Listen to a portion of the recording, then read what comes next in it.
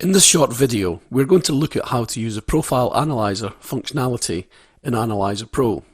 Profile Analyzer is designed to be able to differentiate between different groups of samples.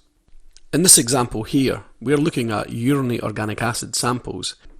We have 5 samples from healthy patients which we will use to build up our library. We will then be able to process the 2 unknown samples against our library. We will create a folder in the same folder as our data where we will store our library. Then we will open up the 5 samples. We now need to create a new method using the default values. We enable library searching, although this is optional. Then we select the Profile Analyzer. We enter the path of the folder we've just created, and in this instance our match type we want to set to nearest.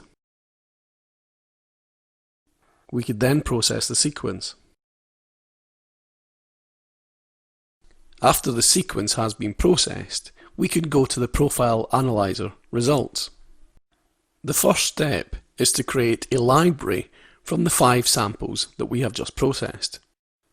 We can select a sample and see how it compares with the other samples in the library.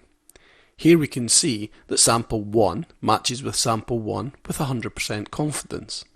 In this instance, let's look at how sample 1 compares to the 5th entry in our library. We can see that the chromatograms are very similar. We can zoom in on the chromatogram, and by clicking it, we can view the spectrum. This allows us to visualize the spectrum from the 2 different samples. On the Components tab, it is possible to select multiple components and library search them against the NIST database.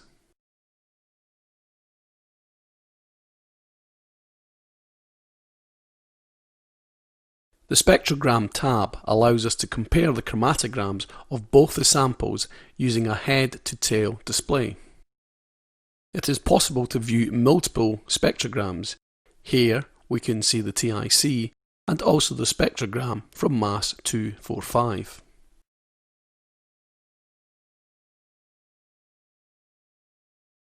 Now that we have created our spectragram library, we can load the unknown samples and process them. We could then check to see if our unknown samples match with any of the samples in our library. Here we can see that the first sample doesn't match with any of the samples in our library. We could also see that our second sample also doesn't match with anything in our library. If we edit our Profile Analyzer method and reduce the matching thresholds, it is now possible to see how similar our unknown sample is compared to the samples in our library.